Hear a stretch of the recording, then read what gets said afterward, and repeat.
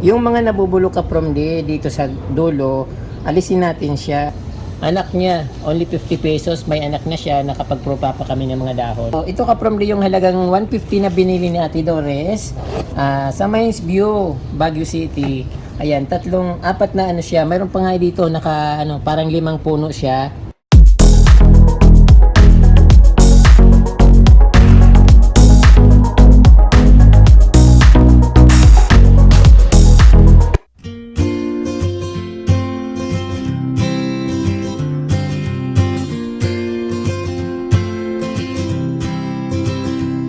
At anong pangalan ng bigo nito? Basta bigonya. Din ito, hindi mo rin alam pangalan nito. 200 ang per pot. Wow, sayang. 200.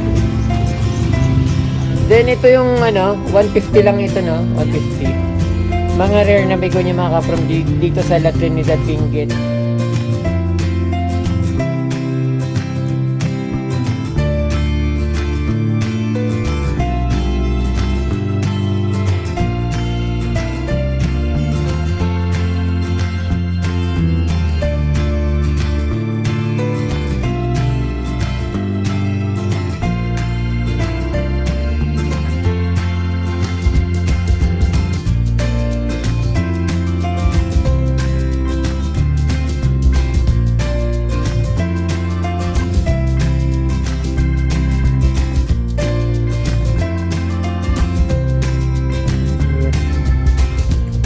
Ito, bumili na ako nito dati. Ito, magkano to? Rubber tea ba to? Okay.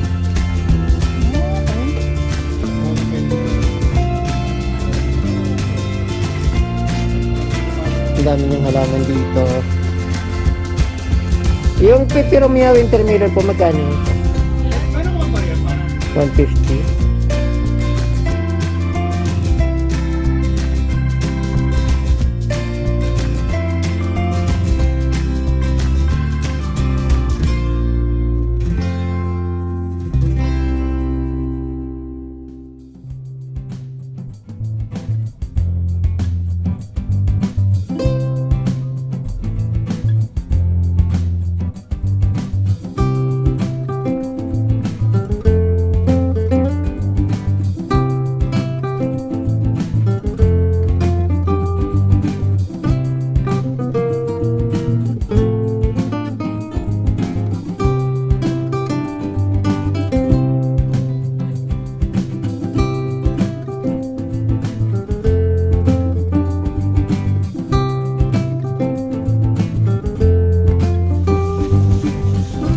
Bilhin ko na lang itong bilhin ko tong ito.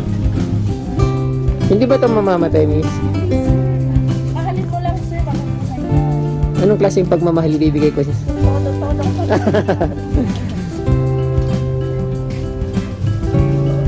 Wala bang nito? Wala bang maliit nito na yung mura lang? Yung tag 50 lang, parang isama ko lang doon sa Ito, pwede kong bigay ng 50 pesos? Yes po, sige. Sige, 50. Ito, wala bang maliit nito? Pang 50 rin? Wala nga, sir. So, ang ganda.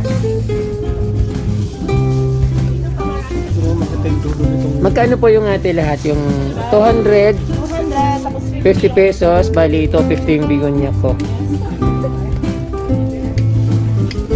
Ate, magkano po itong candy na ito? 150 each po. Ano pong, strawberry candy? Anong pong lasa yung parang strawberry din? Yes po, ito may mangga po na. Kaya lang. Ito kuya, mas masarap. Tingnan mo, tikman mo.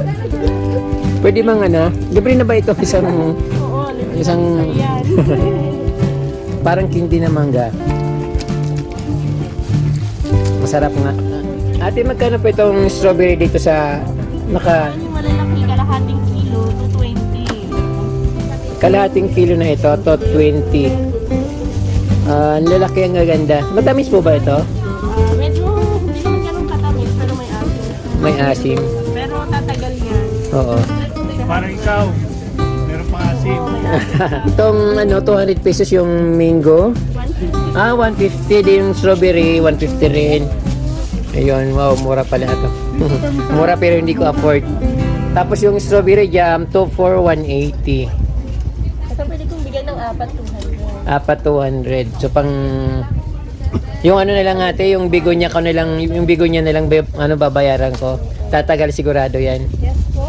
Basta mahalin mo lang. Ano pong yung pwede niyo po ba akong bigyan ng tip kung paano magmahal? Usapin mo lang araw-araw yan, sir. Sige po. Ito ka from din, nabili ko ito sa Mines View ng 50 pesos. Sabi ko yung mura lang na ibigay sa akin 50 pesos lang. So binibigyan niya ako ng mga mamahalin. Wala nga akong budget kaya ito lang nakuha ko, nabili ko sa Mines View. Then ito syempre yung binili ko na French Bush 150. Then ito another variety ng begonia. Nabili ko rin ito ng 50 pesos. So ito magkasama sila. Samantalang ito napaka-lush, 200 pesos. Pero pag sa doon sa Botanical Garden at doon sa Mines View, nasa na to 800 pesos. Kaya ko binili kasi nasayang ako. Kahit wala akong pera na pangbili talaga kasi sinama lang naman ako ng friend ko doon. So yung 500 ko na na paghati-hati ko sa bali itong nabili ko sa 500. Begonia na ito. Hindi ko alam kung mga anong variety ito. Tapos yung 50 pesos na isa. So, nagpapatulong siya Ate Doris kasi gusto niyang mag-experiment dun sa mga dahon ng begonia kung paano siya paramihin. Kaya ito, yung mga nabili namin sa La Trinidad at sa, ano ba yung tawag doon? Sa Mines, Mines View at sa Botanical Garden.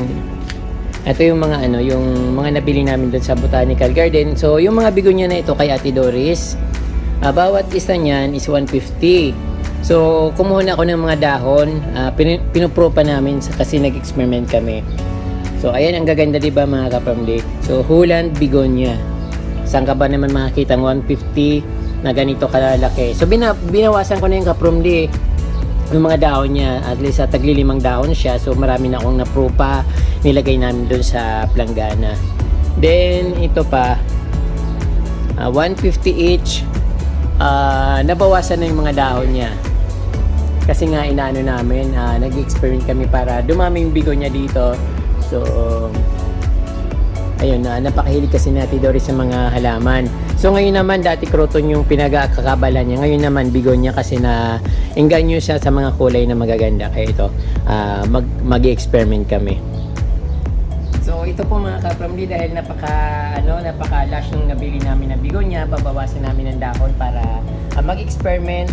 Katulad nito, yung 50 pesos na nabili ko, ayun, so babawasan ko ng dahon para mabawasan kasi masyado siyang lush. Then meron pa siyang isang supang ready to plant. Hindi na kailangan i-propa yun. So ito, alam kong maganda ito kapag mas mataba. Depende kasi sa weather condition, nag-iba-iba yung dahon nila, nag-iba-ibang kulay. Depende sa condition ng panahon. Kung saan ka nakatira, kung nasa Baguio ka, kung nasa Bicol ka, or kahit saan probinsya. So, nag-iiba yung kulay niya. Pwedeng maging dark na orange, pwedeng maging green, at pwedeng ganito lang. Ayan. So, pinaka na yung kulay na ito. So, ngayon ka-from day ay mag-experiment kami. Ito nga, naka-ready na yung mga namin, mga lalagyan namin. So kasi alam naman natin na yung begonia ay napakadaling buhayin. So puputulin lang yan. Then ayun, ikakat siya. Ginagawa ko dito kaptumdi para dumami kaagad yung yung mas madaling tumubo. Mayroon siyang ugat dito. Yung parang pinaka-bone niya, yun. Dapat ititira siya. Then para dumami siya.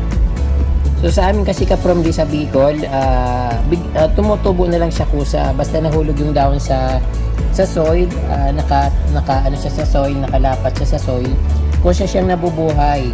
So dito naman kasi ibang panahon dito sa Manila, kaya dapat gagawa ka ng paraan para makapropa ka ng maraming halaman. So ito dapat ano siya, yan. Yung mayroon siyang bone, dapat kasama yun sa isang dahon. Putol nito.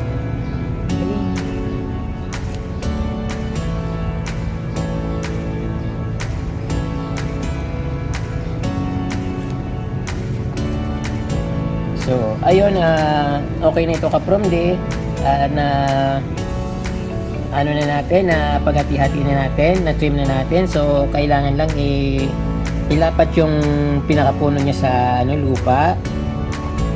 Doon. Medyo malalaki yung dahon na ito kasi malaki rin yung dahon, mataba siya.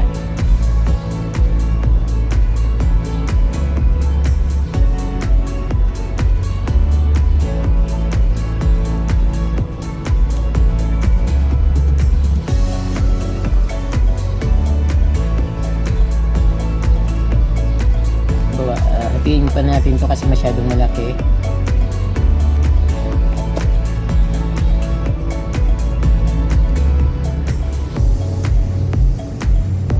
So ang dami. Pag hindi na kasya sa isang lalagyan, so pwedeng maglagay sa another na lalagyan. But kung may bakant pa naman, pwede pa siya kasi pag nagugat na siya, pwede mong alisin na at ilagay na sa isang paso.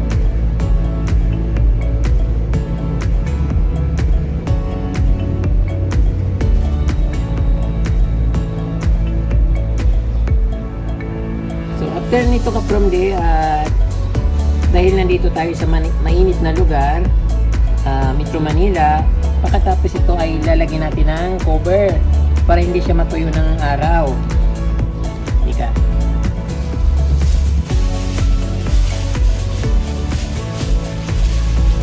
Masyadong malaki ito.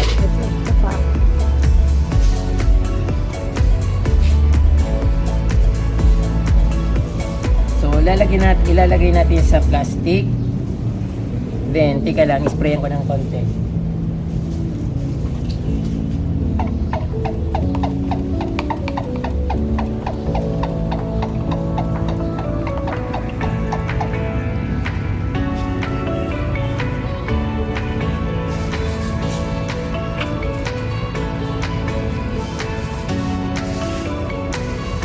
So ayun, papasok natin sa plastic or i-cover natin siya ng plastic para hindi siya masyadong evaporate.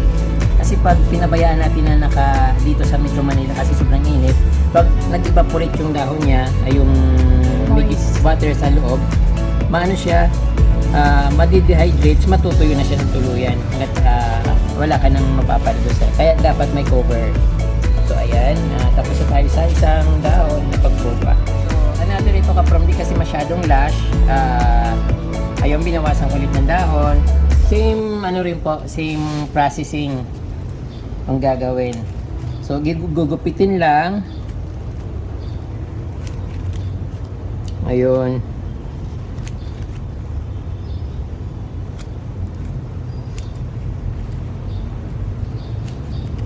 Uy.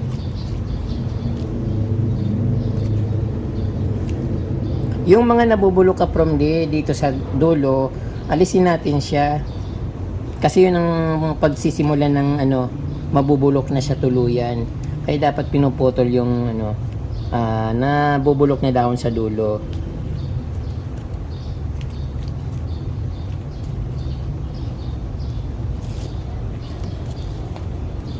Ilalagay natin dito.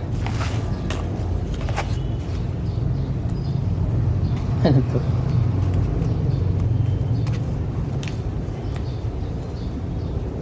Mas maganda nga pa, medyo nakahiga kasi yung mas marami siyang mas malaki yung chance na mag-ugat siya. Kasi yung pag nakakalapad siya sa lupa, yun nagkakaroon siya ng chance na kahit alin doon pwedeng lumabas yung ugat kung saan diyan.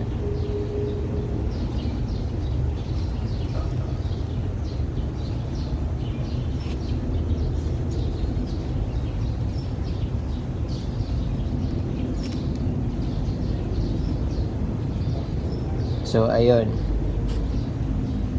Spray ng konting tubig kasi para hindi siya ma-dehydrate.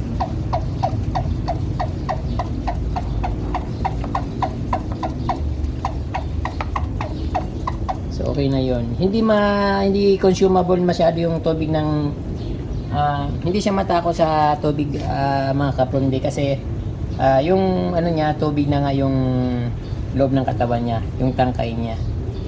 Yung soil na ginagamit namin dito, kapromde, ay dahil mahirap ang lupa dito sa Metro Manila. So bumibili si Ate Doris ng soil. Ang mix ng soil ay yung mga ipa ng palay. Then hindi ko alam kung parang may mga buhangin siya na maliliit. Ayun, ipa ng palay, then may kaunting lupa, then parang yung buhangin na maliliit.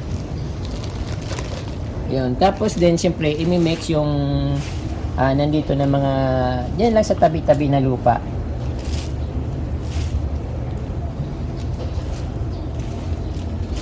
Dahil mayroon pang supang yung bigo niya dito na maganda, at yung nabili namin sa Baguio ay ililipat ko siya ng lalagyan. So ito. Maganda ito, kapromdi, anak niya, only 50 pesos. May anak na siya, nakapagpropa pa kami ng mga dahon. Oh. Perfect.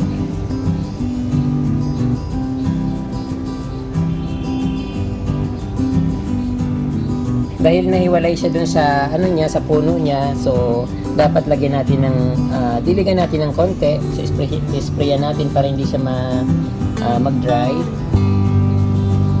Basta nakabaon lang yung puno sa lupa, so okay na yon.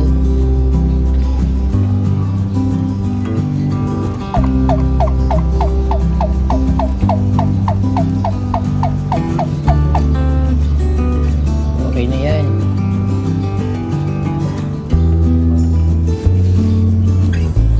Then another, ipopropa natin, mga kaprom, dito yung bigonia na red, parang something red star. Marami kasi siyang puno. So 150 po nabili ito ni Ate Doris sa Mines View. So ready to propa na rin ito, ready to plant.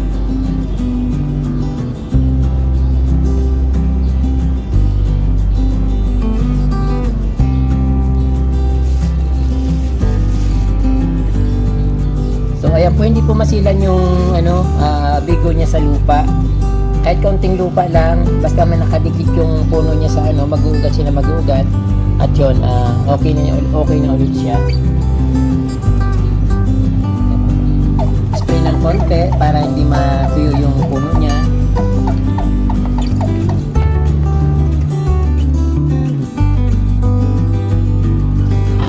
So, ito, kapromdi, yung halagang 150 na binili ni Ate Doris sa Mines View, Baguio City. Ayan, apat na siya. Mayroon pa nga dito parang 5 puno siya. Ayun, so sulit na sulit yung pagpunta namin sa Baguio dahil nakadami siya ng bigonia. So ayun, dahil dalawang siya, mayroon na siyang supang at binawasan ko na yung mga dahon niya dahil sobrang lash. I-propa ulit namin yung karugtong niya. Nagsanga na siya. So dapat ingat sa kasi sensitive din yung pagdaputol.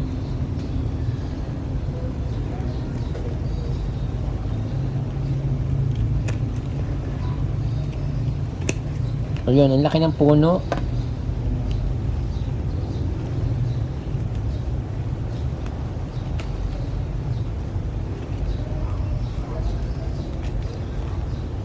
Ang laki ng puno nito. So, ito naman ay ilalagay natin sa another pot. Meron siyang mga ugat at may bulaklak. Namumulaklak pala siya.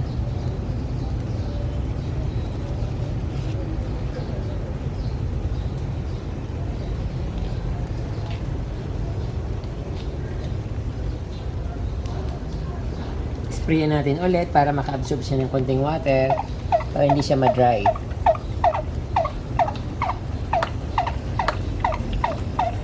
Wala ng tubig.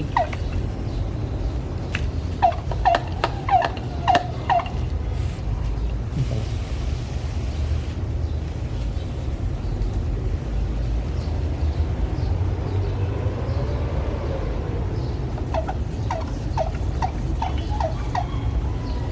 So, ayun, okay na siya. Hindi naman siya matakaw sa tubig. So, okay na siya. Mahalaga, nabasa yung puno niya at yung dahon. Then, ito, yung natira sa pot, ito naman yung uwi ko sa Bicol. Para meron akong souvenir para uwi ko. Ayun.